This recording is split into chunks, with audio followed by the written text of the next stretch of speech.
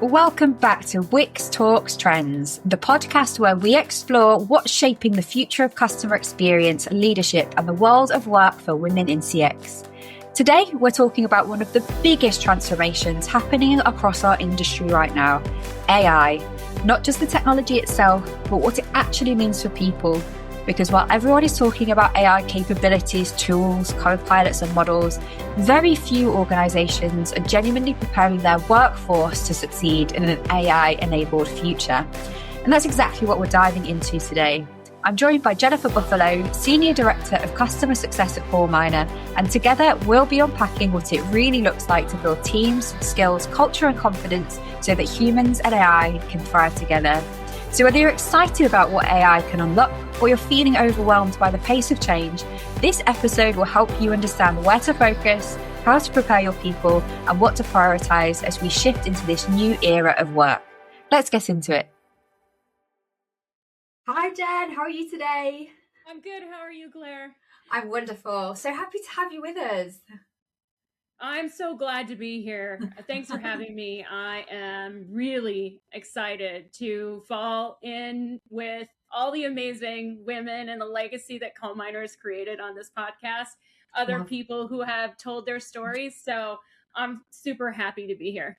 Yes, we are too. And yeah, we absolutely love CoreMiner ladies. So first of all, Jen, for our listeners who maybe aren't so familiar with you, could you give us a little introduction to yourself and your work at CoreMiner? Yeah, so I've been in customer experience for most of my career, starting on the front lines at Sears. And I learned to really take care of the customer at Sears. They provided a lot of training there. So that's really guided me through my career. I have worked in the private sector, the public sector. I landed here at CoreMiner about 10 years ago. And I'm so happy to be here. I run a team of really talented customer success owners who take care of our customers on a daily basis. And so my career has been shaped by one constant. When you care about people, customers and employees, the best results actually happen. Totally agree. And that really resonates with me as well. I started my career on the shop floor as well and worked my way into this world of customer experience. And I think it definitely gives you a great grounding, doesn't it? Yes, definitely. So here today we're talking about AI-enabled workforces, but what does that actually mean in practice? Yeah, I think of AI as my partner. Like he. Oh, he or she or they. Yeah, they. She helps me at every turn, and so I think of it as this: imagine you're on the phone with somebody, you're trying to listen, you're trying to take notes, and that partner that's behind you is actually taking those notes for you. Not only are they taking those notes for you, but they're sharing those insights across other partners and other areas of the business and compiling all that information. So I think of it as being human-centered and really the best AI takes the grind out of our daily work and gives us more time to show the things we're really good at, which is empathy and creativity. Nice. And obviously, the future state, I guess, is going to be this at scale version of that. So everybody, no matter what their role is somehow enabled with that assistance to be able to take the grind out of their day-to-day work to be able to focus on bigger, more strategic things. Interesting. Absolutely. It's just a time saver. I've seen it already in my own experiences. Nice. So thinking about like the real opportunity here then for CX teams when it comes to AI, what do you think AI can unlock for CX and customer success teams when it's done well? So we've mentioned, lifting the grind, taking some of the more tedious activities, or, being that supportive coach or assistant working in the background to help you deliver what you need to do. Do you have anything like as a kind of view and a perspective about what that could look like in a bigger sense? Yeah, I think I have a really great example, a recent example. So I was in an Uber last week, traveling back from a customer site, and I got my year in review from Uber. And I would assume that AI and human creativity played a huge role in that, but it really hadn't impacted me. The heading was You can't spell Uber without you. And I thought that was so very touching for me, a kind of cheesy way. Really liked it. Me and my coworker connected and laughed on the types of food that I've ordered all year long and how many rides we'd actually been on in Uber. And so they got two things from that. They got a connection for me, but they got some really good word of mouth. And, this also is being proved with some cultural stickiness, because I've heard that actually, like, the late night shows are doing some comedy skits on it. So, on this particular one, so AI can pull all the patterns together, and then it's us as humans that put our personal touch on things to make those moments worth sharing. AI can't do that. That's such an interesting example. I saw the SNL skit myself actually on social media, and yeah, I totally get why Spotify would do your kind of Spotify Wraps, and mine was actually really embarrassing this year. I didn't enjoy seeing it. I thought, what's happened to this edgy millennial? She seems to have gone very mainstream and pop. But the Uber Eats one, yeah, I would be mortified if I saw how much money I'd spent at restaurants. Like if I'd have in the skit, it was like how the most frequented restaurants for things like Wendy's, McDonald's, like how actually like ashamed I would be to see like what I've been putting into my body. So I think for me that example begs the question, like, just because we can, should we do that? Yeah. Because I get it, they've used a tactic that's worked really well with music, with Spotify. They've thought, oh, we can replicate that because we can take customer data, use AI to create this like kind of really intending to be meaningful one-to-one conversation with them about their behavior with us. But I think the human intelligence might have been a little bit missing there because of actually the negative response that came to that.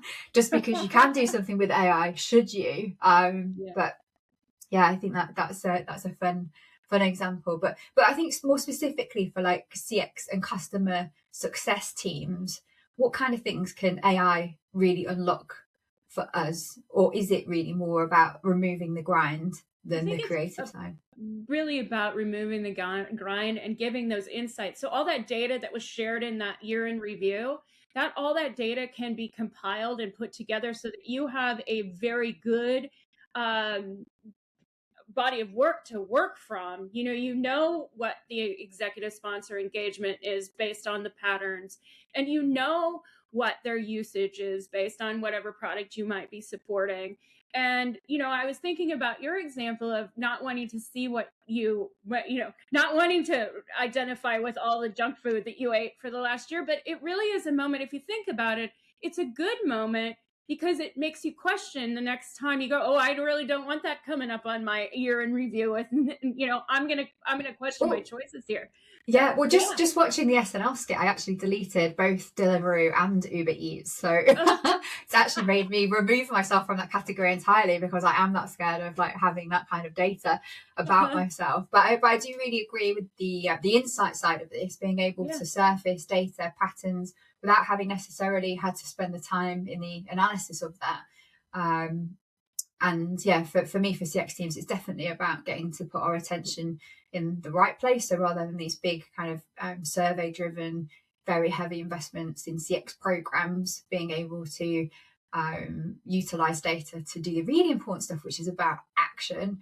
And I suppose, for like the kind of B2B side, I'm yet to see how it can work in practice in the same way as in the consumer space, because of how different the relationships are. So yeah, I'm quite excited to see how that transpires. But there's a lot of conjecture out there, isn't there? A lot of hype, and that in some ways is leading to a lot of misunderstandings, or the hype actually, what's being delivered, not being able to live up to what was going to be promised. And I think if we looked at our previous years' crystal ball predictions from all of the main vendors in the space, the things that we thought would be happening by now aren't yet actually happening yet, or the features have been deployed but it hasn't been able to be utilized in the way to leverage the gains that were promised. So what are you seeing organizations misunderstanding or overhyping?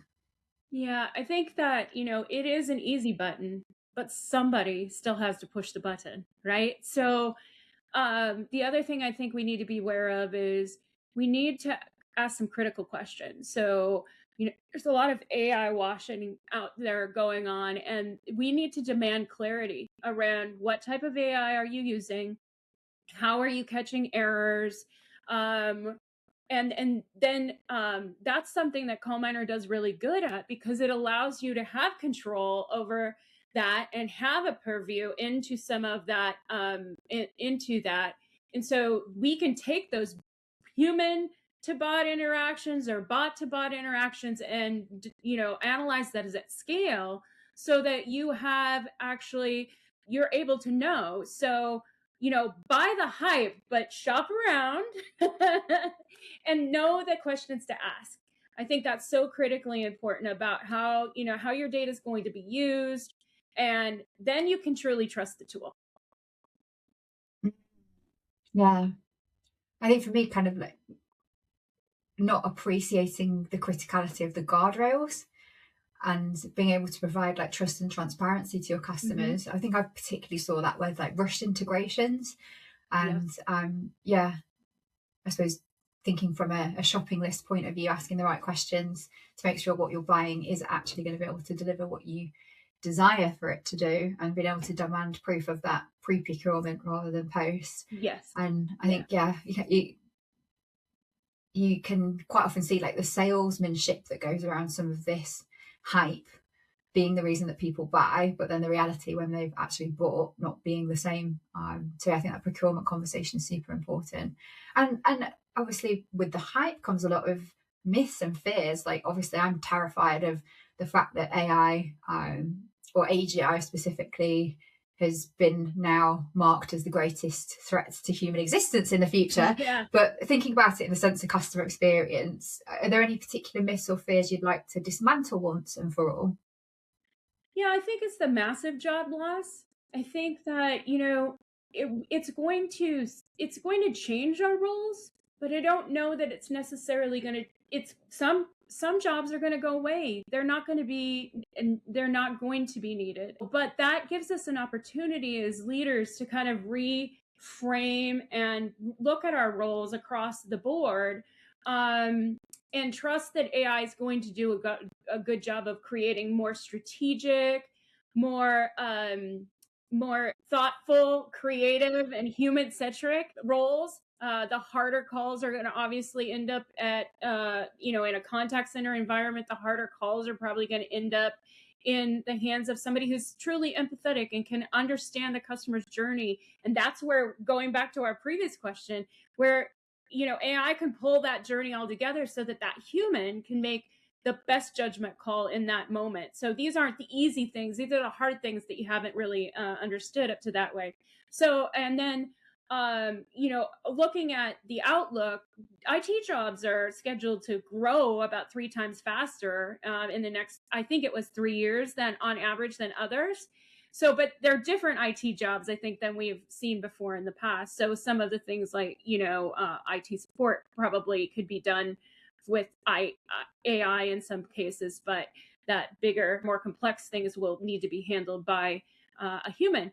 And then, the bigger risk is really standing still, Claire. I mean, my example of working at Sears, I saw firsthand that they didn't embrace the internet, right? And Amazon came in and took a quick follow, and I have really taken that market, and Sears lost their footing and eventually lost the great brand. We lost that great brand. So the bigger risk is that not that AI is going to replace people, but really that we'll miss the chance to create better jobs. Yeah, that's interesting.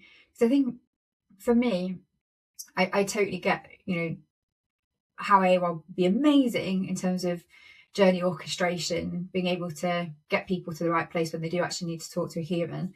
But I can't imagine having to talk to people on the front lines of customer service, like anything worse actually than your job is just to deal with like those really big, complex, very emotional, potentially stressful scenarios. And they often talk about actually parts of their day, the kind of calmer moments. If they weren't to have those, like would they be able to sustain working on those like really super complex things constantly.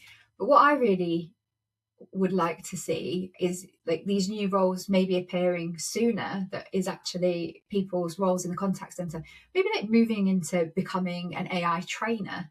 So for me, one of the biggest problems is deployment. So building these things off bad knowledge bases and then not teaching, training, testing sufficiently before it goes live, and therefore the unintended consequences happen. But like, could we create like new roles in the contact center where people are actively co-designing the technology in a human way, training it, testing it, ensuring it's based on the right information? Because I'm not really seeing that. That tends to more be somebody will come in from like the business analysis side, like a BA type person, rather than a contact center based person to do that. But gosh, I could wax lyrical about this all day long. I've seen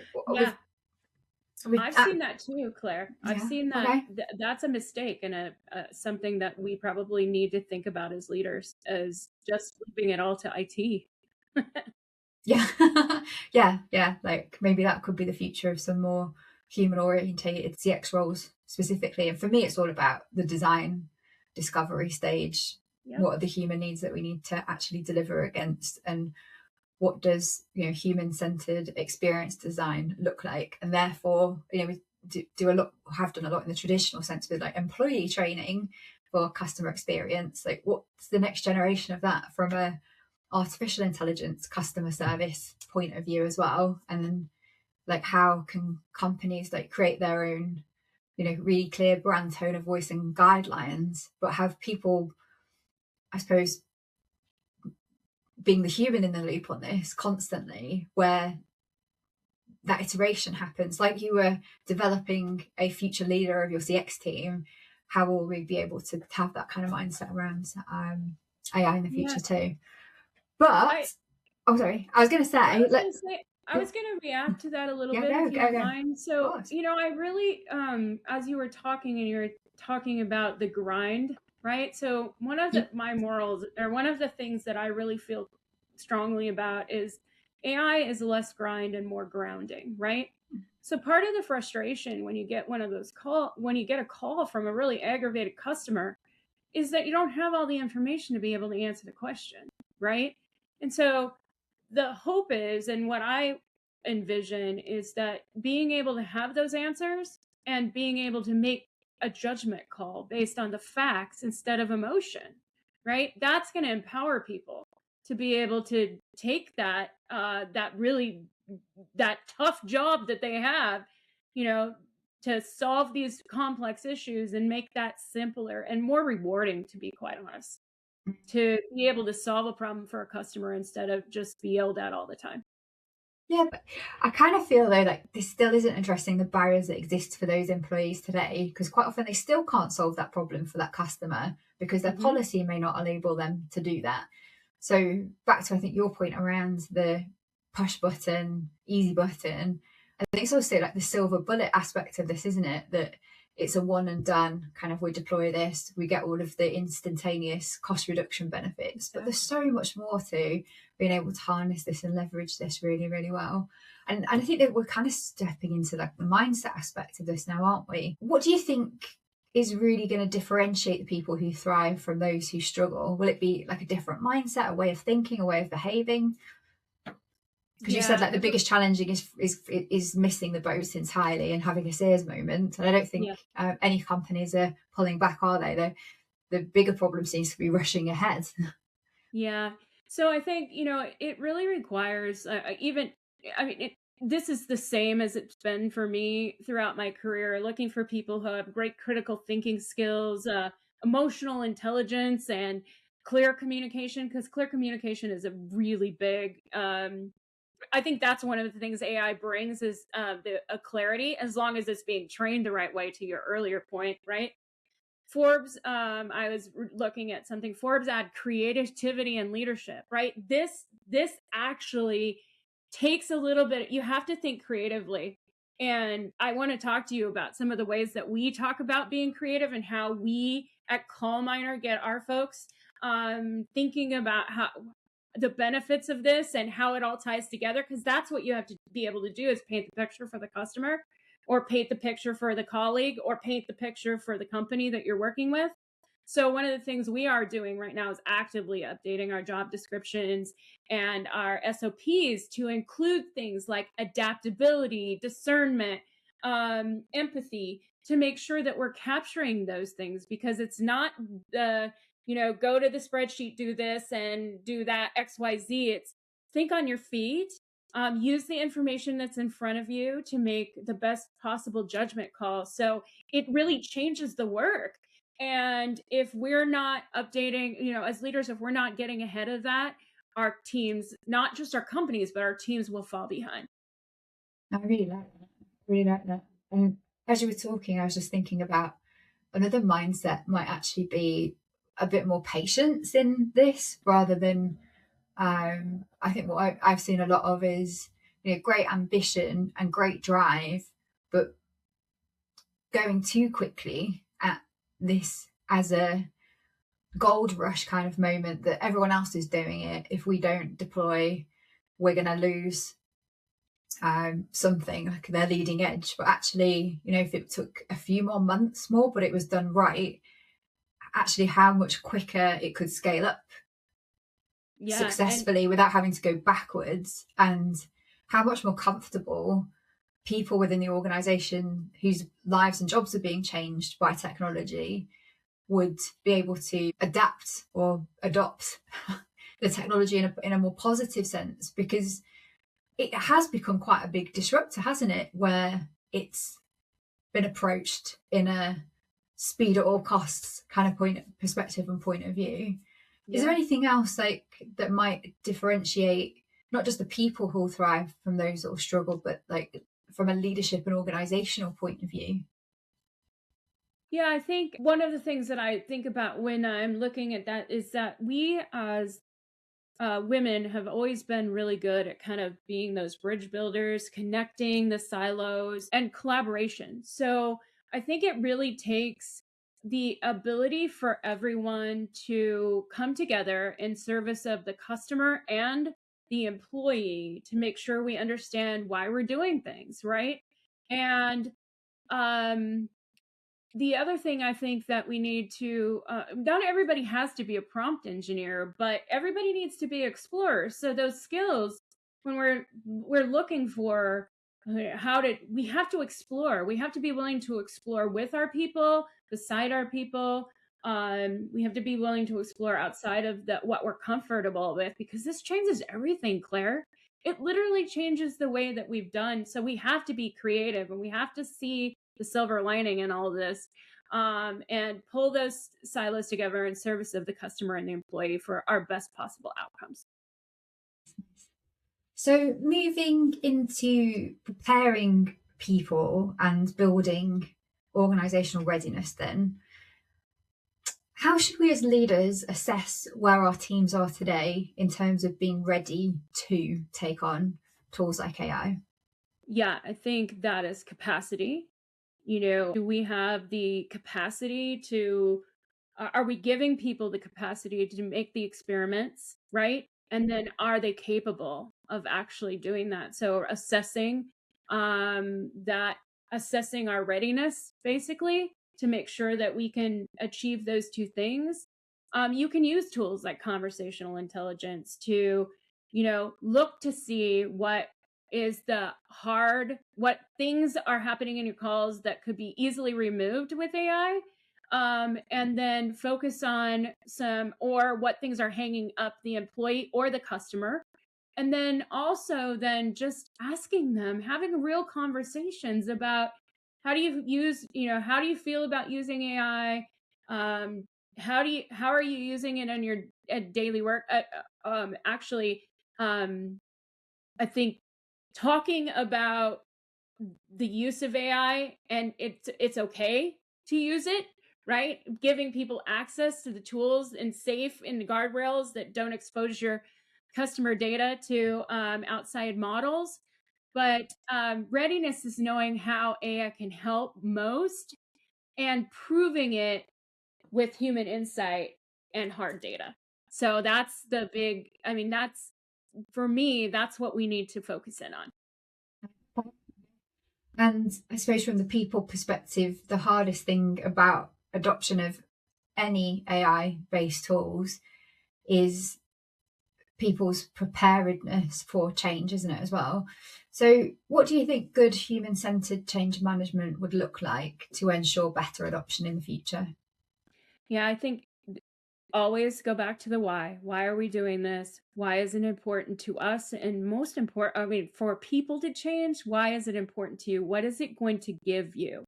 And, less grind, more grounding means that we have more time with our communities and with our families. At Callbiner, what we do is we tell AI stories. So we not only tell them to our customers, or convey them to our customer, but we also do it internally and we practice, right? Showing what the AI can do, because that way it's easier for people to conceptualize the points in that it's going to make it easier, or it's going to expose, potentially areas where it needs improvement. And so being able to, center around that why and show the stories, being able to explain it to your staff, being able to show what it's going to do for a customer, I think that makes it very tangible. That way, people can see it and start to understand how it's going to work. And that demystifies some of the concerns around AI. That makes sense. So, looking ahead to the future, then, Jen, what would you say the biggest risk of not preparing now is? And I know we've already talked about the fact that you're going to get left behind, but what does that actually mean in practice? Yeah, it means that, our customers are going to see the difference between the companies that are using AI effectively and making their experiences better through that tool. And then our people are going to see that there are companies out there who are ready and investing in the staff in ways that forward their careers in this intelligence world. And so I think that it's very important to review that and start to think about how you are going to prepare your workforce and your company for this, by deploying programs to help attract the types of folks who are and help attract and grow employees who may not have had that exposure to these types of rewards and compensation that go around, actually working in this environment. Makes sense. And if anyone listening wanted to take one step tomorrow to start building an AI enabled workforce, what would you say that step should be? Pilot AI in a way where you have a friction heavy process. So start to pilot that and include, to your point earlier, Claire, I think it's really important that we include folks in it so they can go through the journey of deploying AI so that they can kind of see that. So I would pilot that, but also while you're piloting the tech, also pilot what you'll need to do with the staff to help them become comfortable using that and help gather feedback early on. So start by just starting, get something going, get something up and running, and then learn. So iterate, build, evaluate, adjust is a good way to look at that. And piloting AI today is not just process improvement, it's actually career insurance for your team. So Yeah, I think I'd just add perhaps like just having a real clear judicial review of what as is looks like today from a customer absolutely. experience and employee experience point of view, with the opportunity to design the target future state that we actually want to aim towards. Because I really agree with you, like picking a really high friction, currently disjointed or difficult, or something that could be automated really easily that improves the experience and reduces the grind. That's a really good idea. But for me, a lot of people aren't really thinking like, where do we want to be in a few years' time, assuming that all this tech can do all of the things that we want it to do, what is the service experience we actually want to deliver for our customers? And for me, that's the part that doesn't get enough thinking from a CX design point of view. But you've been so optimistic. I know I've been like the harbinger of dread, talking about the existential threats to the universe and humanity generally. But you're super optimistic about this. If thinking about the future state that you'd like to see in the world, what are you most excited and optimistic about that having AI enabled workforces could bring in the future? Yeah, I am very optimistic about what AI brings to us, and my hope, taking all the kind of looming things about all the data that it has access to. My hope is that what it actually does is it changes our existence in a way that impacts the community, our lives, our personal lives, being able to get back to Sunday dinners, or being at that concert or being at that sporting event, because you don't have to work 8 hours on a spreadsheet.